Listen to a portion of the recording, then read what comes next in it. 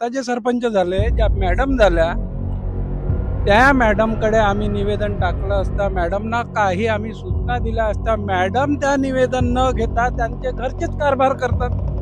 मला सांगा, सरपंच हा मॅडमला निवडून दिलाय का त्यांच्या नवऱ्याला निवडून दिलेला? दुसरी गोष्ट अशी, सरपंचाच्या घरासमोर जेव्हा डांबर रोड होता, तो पोखरून काढला. अच्छा. आणि त्यात त्यांनी सिमेंटीकरण भरलं. तर मग हे सिमेंटीकरणाचा ठराव त्यांनी कोणत्या याच्यातून पास केला?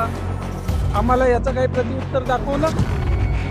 आजूबाजूला त्यांच्या घराच्या गट्टू लागले, त्यांचा परिसर स्वच्छ झाला. आणि हे आदर्श नगर का फेकलं नगर आहे का? आम्ही आदर्श नगर, मी तिथे 3 वेळा पडलो. माझा पॅन्ट पहा, मी ह्या रोडनं जाताना कधीच फुल पॅन्ट घालून जात नाही. बायको शिवा देते, कपडे भरू देते म्हणून. अच्छा. पॅन्टावरच फिरतो, लोकांमध्ये हा पागल आहे का पॅन्टवर फिरते? काय करणार, रस्त्याची परिस्थिती अशी आहे. स्वतःचे गाव? हो, स्वतःचं गाव म्हणजे बहिणाबाई नगरमध्ये सरपंच राहतात. अच्छा. आणि मला असं वाटतं की आमचं हँडवर असून आमच्या इथं कामं न करता सातारा लुटणं आणि पुण्याला दान करणं अशा प्रकारचा कारभार इथल्या सरपंचाचा आहे. आणि सरपंच मॅडमनी मला असं सांगितलं, धमकी देऊन, की मला याच्यानंतर मला फोन करायचा नाही. तेव्हापासून मी सरपंच मॅडमला फोनसुद्धा केला नाही. अशी अरेरावीची भाषा हे सरपंचाला शोभत नाही. आणि सरपंच मॅडम असताना त्यांच्या घरचे जे पती आहे, त्यांच्या घरचा माणूस आहे, हा सुद्धा नेहमी वारंवार लोकांसोबत याच्यासोबत तोंड वाजवणे, त्या ऑटोवाल्यासोबत तोंड वाजवणे, कधी समाधानाची भाषा बोलत नाही. उडवा उडवीची थोड्याशा लाजा शर्मा राजकीय नेत्याला, हेही सामान्य जनता मत मारणारी तुम्हाला आहे हे विसरले? जे कोणी सरपंच वगैरे ज्याचे उल्लेख करत होते हे वारंवार, अरे यांच्याच विश्वासावर तुम्ही सरपंच बनले. काही तुम्हाला वरून टपकले नाही, किंवा तुमची इतकी मोठी लोकप्रियता नव्हती की तुम्हाला निवडून येऊन बसवलं ना तुम्ही मनमानी कारभार कराल. आज ते वारंवार बोंबलत आहे, तरी त्याच्या समस्याकडे दुर्लक्ष. येणाऱ्या काळात निवडणुका लागतील, लढाल, चमानं तरी निघेल का हे पहा. यंत्रणा जर इतक्या भाडखाऊ झालेल्या असत की सामान्य लोक बोंबलत आहे, समस्या सांगत आहेत, त्यांना पिण्याच्या पाण्यामध्ये गडरचं पाणी येत आहे, मुलं बाळ शाळेत जात असताना रस्त्यात पडत आहे, हातपाय तुटत आहे, या अधिकाऱ्या वर्गाच्या घरचे मुलं बाळ पडले असते तर तेव्हाही त्यांनी अशा समस्या ठेवल्या असत्या की काहीतरी केलं असतं. दुसरं,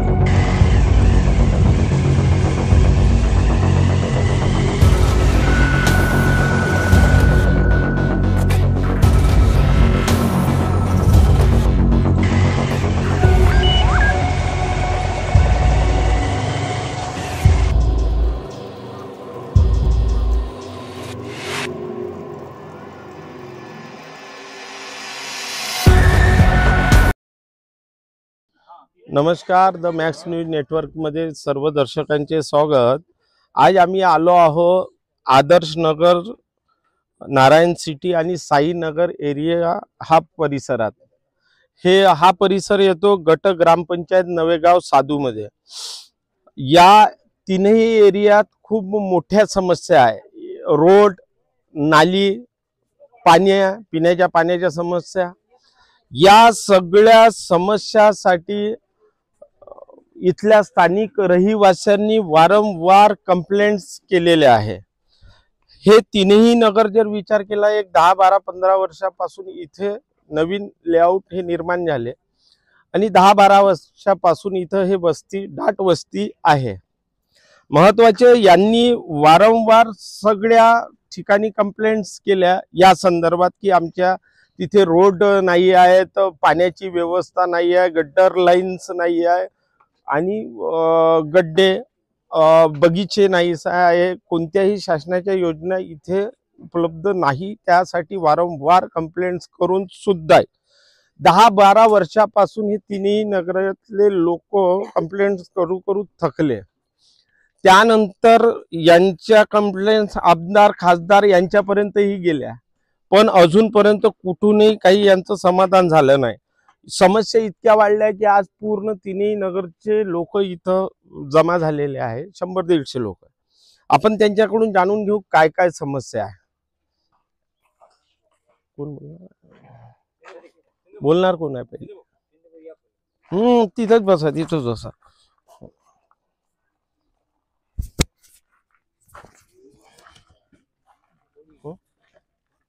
दादा काय समस्या आहे, पहिले हा एरियाचं नाव सांगा.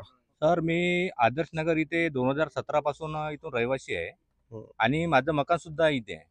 आणि तेव्हापासून हे आमचं जे आदर्श नगर आहे हे ग्रामपंचायतला हँडवर आहे.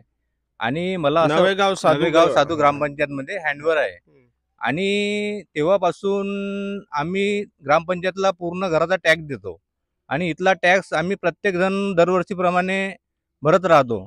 परंतु येथील जे ग्रामपंचायत जे काही प्रशासन आहे त्यांनी आमच्याकडे दुर्लक्ष करता इथचा पैसा वसूल करायचा आणि बाहेरच्या एरियामध्ये काम करायचं. मला असं वाटते की बाहेरच्या एरिया म्हणजे कोणता? बाहेरच्या एरिया म्हणजे बहिणाबाई नगर आहे, काही तिकडले जे ग्रामपंचायतमध्ये येणारे जे गावं आहे. स्वतःचे गाव? हो, स्वतःचं गाव म्हणजे बहिणाबाई नगरमध्ये सरपंच राहतात. अच्छा. आणि मला असं वाटतं की आमचं हँडवर असून आमच्या इथं कामं न करता सातारा लुटणं आणि पुण्याला दान करणं अशा प्रकारचा कारभार इथल्या सरपंचाचा आहे. एक मिनिट, सगळ्यात महत्वाचं तुमच्याकडून टॅक्स वसुली जास्त होते, म्हणजे हे मोठे एरिया असल्यामुळे. आमच्या इथचे ग्रामपंचायत जो हँडवर जो एरिया उमरेडमध्ये येणारा सगळ्यात गावापेक्षा आमच्या इथचा उमरेड जे एरियामध्ये जे लेआउट आहे त्यांचा पूर्ण जो टॅक्स आहे तो ग्रामपंचायतला जातो आणि इथच्या टॅक्सवर ते तिथले कामं करतात. आणि इकडे सुद्धा काही म्हणजे आम्ही समस्या जरी मांडल्या, निवेदन दिले, माझ्याकडे त्यांची निवेदन आहे. 6/12/2024 आम्ही निवेदन दिलं होतं. त्याच्यावर बीडीओ साहेबाची आमच्याकडे ओशी सुद्धा आहे. आणि रवीश भाऊ मतेच्या घरापासून जे नालीचं काम करायचं होतं, त्यांचे लहान मुलं आहे, त्यांना मागे डेंग्यू झाला होता. माझ्याकडे माझ्या मुलीच्या आता प्लेटलेट कमी झाल्या होत्या, त्याची माझ्याकडे रिपोर्ट सुद्धा आहे. परंतु म्हणजे नाल्या वगैरे न बनल्यामुळे या सगळ्या समस्याला सामोरं जावं लागत आहे. हा, पूर्ण लेआउटचं गडरचं पाणी आमच्या घराकडे तिकडे येते आणि तिथं घाण येते आणि त्या दुर्गंधी पूर्ण एरियामध्ये पसरत आहे. त्याकडे मी अनेकदा निवेदन दिले असता सरपंच मॅडमनी मला असं सांगितलं धमकी देऊन की मला याच्यानंतर मला फोन करायचा नाही. तेव्हापासून मी सरपंच मॅडमला फोन सुद्धा केला नाही. अशी अरेरावीची भाषा हे सरपंचाला शोभत नाही. आणि सरपंच मॅडम असताना त्यांच्या घरचे जे पती आहे त्यांच्या घरचा माणूस आहे हा सुद्धा नेहमी वारंवार लोकांसोबत याच्यासोबत तोंड वाजवणे, त्या लेआउटवाल्यासोबत तोंड वाजवणे, कधी समाधानाची भाषा बोलत नाही, उडवाउडवीची भाषा करतात. आमच्या इथे आम्ही हनुमान मंदिरासाठी एक किचन रूम मंजूर करायसाठी म्हणजे त्यांना निवेदन दिलं होतं. त्यांनी त्यांचं इस्टिमेट बनवून नेलं. परंतु आम्हाला उडवाउडवीची भाषा करून आमच्या एरियामधल्या लोकांसोबत झगडे लावून यांनी लेखी तक्रार दिली, बीडीओकडे त्यांनी दिली, पण ते खोटं सांगून त्यांनी आमच्या कामाकडे दुर्लक्ष केलं. म्हणजे स्वतः पंचायत समितीला बीडीओ कडे जाऊनही यावर काही मार्ग निघाला? याच्यावर काही अजूनपर्यंत मार्ग निघाला नाही. इथचे सरपंच आहे विजय टोनपे, त्यांना मी वारंवार फोन केला. आणि सरपंचाचं कर्तव्य असते की आपण प्रतिनिधी असताना सरपंच सदस्य टोंपे सरपंचाचं जे कर्तव्य सचिव, सचिव जे टोनपे साहेब, त्यांना मी फोन केला होता, पण त्यांनी बी दुर्लक्ष केलं आणि जे बनते ते करून घ्या असे वारंवार आम्हाला धमकी देतात. सचिवाचं असं म्हणणं पडलं. पडलं. याची कंप्लेंट कधी बीडीओ कडे वगैरे केली? नाही सर, त्यांनी मला असं सांगितलं की याच्यानंतर मला फोन करायचा नाही. अच्छा. अशी भाषा दिली. आणि सरपंचांनी माझ्याकडे असं म्हणजे एक हे आणून दिला ठराव की तुम्ही बावनकुळे साहेबापर्यंत जा आणि बावनकुळे साहेबांना तुम्ही नाल्यासाठी एक फंड मागून आणा. परंतु या सरपंचाची हे लायकी नाही आहे की मी इथचा सरपंच आहे, लोकांनी मला निवडून दिलेलं आहे, पण मी साधी नाली सुद्धा त्या म्हणजे करू शकत नाही. थातूर मातूर काम करून नाल्या केल्या. काही इथं जे शिल्लक राहिलेल्या 10-20 पाहिल्या होत्या त्या ह्याच लेआउटमध्ये कुठेतरी टाकून द्यायला पाहिजे होत्या. आपल्या मतेच्या घरापाशी जे घाणीचं साम्राज्य होतं तिथं टाकायला पाहिजे होत्या, परंतु इथल्या पाहिल्या मंजूर असून दुसऱ्या लेआउटमध्ये उचलून नेल्या त्यांनी. ठीक आहे सर. काय समस्या आहे? आम्ही गेले 2 वर्ष आदर्श नगर इथे राहत आहे, पण इथल्या रस्त्यांची व्यवस्था अजूनही व्यवस्थित झालेली नाहीये. आम्ही रोज सकाळी आमच्या स्कूटीनी मुलांना घेऊन जातोय, पण रस्ता खराब असल्यामुळे कधी आमची स्कूटी स्लिप होते तर कधी मुलंही पडून त्यांचे कपडे खराब होतात. इतक्या साऱ्या समस्या आम्हा सर्व महिलांना भेडसावत आहे, तरी पण याच्यावर 2 वर्षापासून कुठलीही ऍक्शन घेतलेली नाहीये. ठीक. ताई, जर या समस्यावर निराकरण नाही झालं, समोरचा पवित्रा काय राहील ह्या नगरवासियांच्या? आम्ही सगळ्यांनी एकमत करून ग्रामपंचायत समोर आंदोलन करू आणि त्यामध्ये जो सरपंच निवडून दिला आहे सगळ्यात पहिले त्याच्यावर आम्ही ब्लेम करू की सरपंचाला आपण कशासाठी निवडून देत आहे. या सगळ्या सोयी करण्यासाठी आपण निवडून देत आहे. आता त्या भाऊंनी म्हटलं बावनकुळे, इथे बावनकुळेला आम्ही समस्या म्हणजे सोडवायसाठी जाऊ शकत नाही. तो विषयच महत्त्वाचा नाही. विषय बावनकुळे आहे की वगैरे हे सरपंच- पालकमंत्री हा विषय नाही. स्थानिक लोकांनी ज्यांना निवडून दिलाय समस्या त्यांनाच सांगावं तर लागेल. आम्ही सरपंचापर्यंतच पोहोचू शकतो, कारण आम्ही सरपंचाला निवडून दिलेलं आहे. आम्ही बावनकुळेला नाही निवडून दिलेलं आहे. त्याच्यामुळे आमचं हे मत आहे की जे काही आमच्या समस्या आहेत त्या सरपंचांनी आमच्या समस्याचं निराकरण करावं. आणि जे आमचे हे लहान लहान मुलं इथे खेळतात, कधी सापं निघतात, कधी विंचू, काही प्रत्येक गोष्टीची या मुलांना सुद्धा भीती आहे. तर असं वाटतं की आदर्श नगर, साईनगर आणि परत ते नारायण सिटी, बहिणाबाई नगर, म्हणजे या सगळ्या एरियांना आमच्या सुशिक्षित करण्याचं काम त्यांनी करायला पाहिजे. आणि नाल्यांची तर एवढी म्हणजे दुर्गंधी पसरलेली आहे आमच्या एरियामध्ये की त्याच्यामुळे मच्छर खूप त्रास होत आहे, मच्छरांचा, बिमाऱ्यांचा त्रास होत आहे. तर तो हा सरपंच आतापर्यंत काय झोपेत आहे का, त्यांना हे सगळं माहित नाही. आम्ही देत आहे ना, वारंवार आवेदन देऊन राहिलं, तर त्यांचं काम आहे की इथे येणे आणि या समस्यांचं निराकरण करणे. आम्ही कंप्लेंट करतो असतो की पूर्ण एका एरियाचा हे लिहून अर्ज करतो आणि त्याच्यावर पूर्ण एरियावासियांचा आम्ही हे सह्या घेतो. पण तरी सुद्धा त्यांच्यावर काहीच इफेक्ट होत नाही या गोष्टीचा. तर आम्ही काय करायला पाहिजे, तर तुमच्यासारख्या लोकांनी आम्हाला मदत करायला पाहिजे आणि समोरच्या गोष्टीसाठी आम्हाला म्हणजे वाटचालीसाठी हे द्यायला पाहिजे. ठीक. दादा, अजून काय समस्या आहे आणि काय व्हावं असं वाटते? गटग्राम पंचायत नवेगाव साधू अंतर्गत बोलायचं म्हणलं तर आमचे सरपंच आणि आमचे ग्रामसेवक कुंभकर्णाच्या झोपेत आहे. महत्त्वाचा विषय, गटग्राम पंचायत अंतर्गत 19 लेआउट आहे, परंतु मला वाटते 3-4 लेआउट त्यांनी हँडओव्हर केलेले आहे. ते म्हणतात लेआउट हँडओव्हर करायच्या अगोदर की आम्हाला मूलभूत सोयी उपलब्ध करून द्या. आम्ही त्यांना टॅक्स देतोय, परंतु त्यांच्याकडनं कुठलाही विकसित कामाकरिता आम्हाला निधी उपलब्ध होत नाही. मागील काही वर्षा अगोदर आम्ही त्यांना बरेच वेळा निवेदन दिलोय, बीडीओला दिलोय, आम्ही आपल्या एसडीओ साहेबांना पण निवेदन दिलं, आम्ही सीओला पण निवेदन दिलं. ते म्हणतात की प्रस्ताव आमच्याकडे येतो आणि तो कचरा पेटीमध्ये टाकून देतो. याच्या पलीकडे कुठेही त्यांचं काम होत नाही.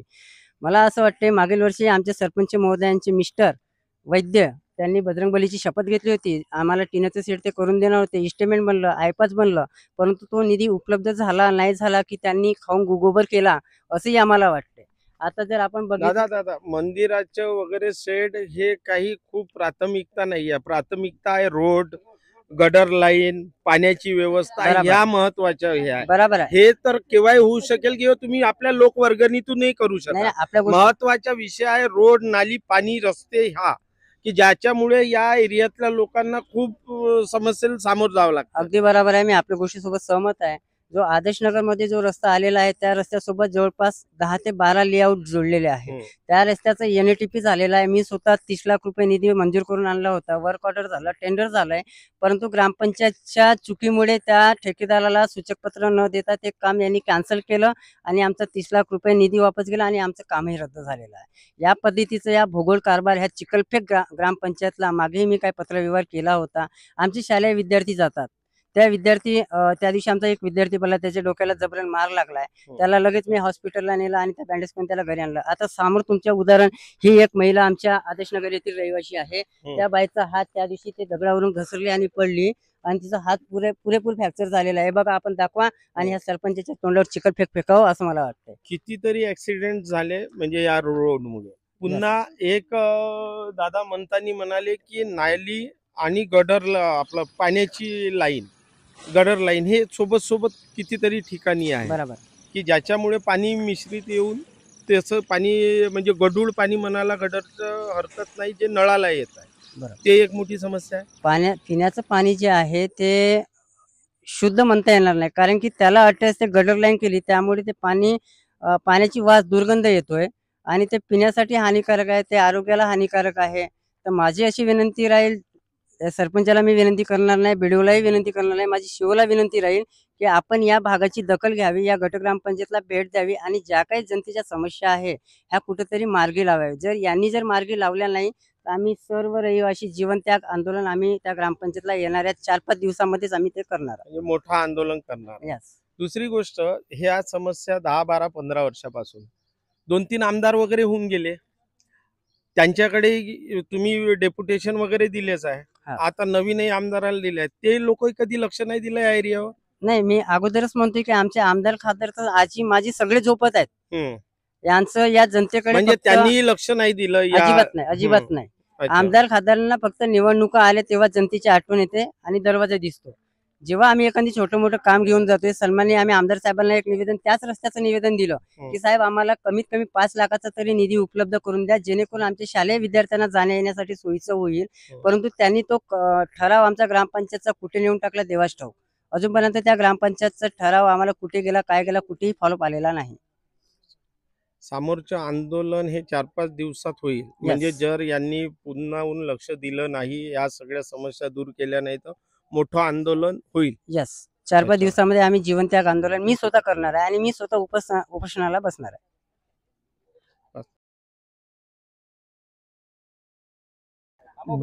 बघा, इतक्या समस्या असलेलं हे गट ग्रामपंचायत नवेगाव साधू म्हणायला गेलं तर हे फक्त गट ग्रामपंचायत आहे.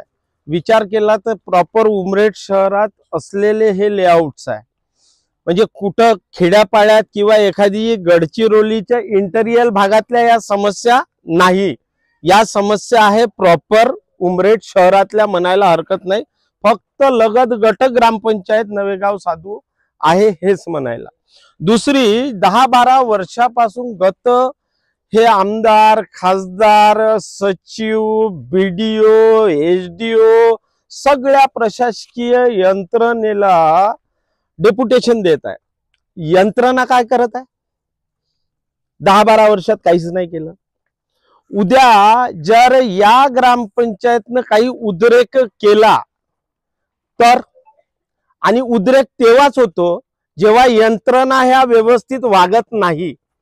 यंत्रणा जर इतक्या भाडखाऊ झालेल्या असत की सामान्य लोक बोंबलत आहे, समस्या सांगत आहेत, त्यांना पिण्याच्या पाण्यामध्ये गडरचे पाणी येत आहे, मुलं बाळ शाळेत जात असताना रस्त्यात पडत आहे, हातपाय तुटत आहे, या अधिकाऱ्या वर्गाच्या घरचे मुलं बाळ पडले असते तर तेव्हाही त्यांनी अशा समस्या ठेवल्या असत्या की काहीतरी केलं असतं. दुसरं, राजकीय नेते वारंवार मतदान मागायला जनतेपर्यंत पोहोचतात, लंब्या डिंगा मारतात की आम्ही निवडून आल्यावर हे करू ते करू. निवडून गेल्यानंतर कधीही ते दिसत नाही. थोड्याशा लाजा शर्मा राजकीय नेत्याला, हे सामान्य जनता मत मारणारी तुम्हाला आहे हे विसरले. जे कोणी सरपंच वगैरे ज्याचे उल्लेख करत होते हे वारंवार, अरे यांच्याच विश्वासावर तुम्ही सरपंच बनले, काही तुम्हाला वरून टपकले नाही किंवा तुमची इतकी मोठी लोकप्रियता नव्हती की तुम्हाला निवडून येऊन बसवलं ना तुम्ही मनमानी कारभार कराल. आज ते वारंवार बोंबलत आहे तरी त्याच्या समस्याकडे दुर्लक्ष. येणाऱ्या काळात निवडणुका लागतील, लढाल, चमानं तरी निघेल का हे पहा. राजकीय नेते जेव्हा स्वतःला मनवतात, तुम्हाला समस्या निराकरणासाठी एक लोक विश्वास दाखवून निवडून देतात. अरे थोडीशी तर त्यांच्याकडे लक्ष द्या. वारंवार इथले इतके सारे डेप्युटेशन जाऊन आणि आज त्यांच्यावर वेळ आली आहे प्रखरतेने आंदोलन करण्याची. सगळा हा एरिया सुशिक्षित लोकांचा आहे, सगळे नोकरी कामधंदेवाले लोक आहे, कोणी कोणत्याही प्रकारचे आंदोलन करणाऱ्या मानसिकतेतले लोक नाही. पण आज तुम्ही प्रशासकीय यंत्रणेने वेळ आणलेली आहे. सगळ्या यंत्रणा एकीकडे लंब्या सरकार डिंगा मारते, रोड नाले पाण्यासंदर्भात आम्ही खूप मोठ्या योजना केल्या, डिजिटल भारत, डिजिटल इंडिया. महत्वाची हे गट ग्रामपंचायत पुरस्कृत आहेत. या अगोदरी स्वच्छतेचा एक मोठा पुरस्कार मिळाला आहे, आताही काहीतरी मध्यंतरी पुरस्कार वगैरे मिळाले. ते पुरस्कार जेव्हा मिळाले तेव्हा हे जर एरिया दाखवले असते तर तुम्हाला पुरस्कार मिळाले असते? नसते मिळाले. तुम्ही फक्त चांगल्या गोष्टी दाखवल्या आणि पुरस्कार घेऊन घेतले. सत्यता काय आहे ते मागे. म्हणून या सामान्य लोकांना आंदोलना करत पर्यंतच्या मार्गावर जाऊ नको द्या. काय यांच्या समस्या आहेत त्या निराकरण करा. आणि शेवटी या लोकांमधूनच तुम्ही गेलेले लोक आहात. थोड्याशा लाज शर्मा वाटल्या असेल तर या कामाकडे लक्ष द्या. धन्यवाद.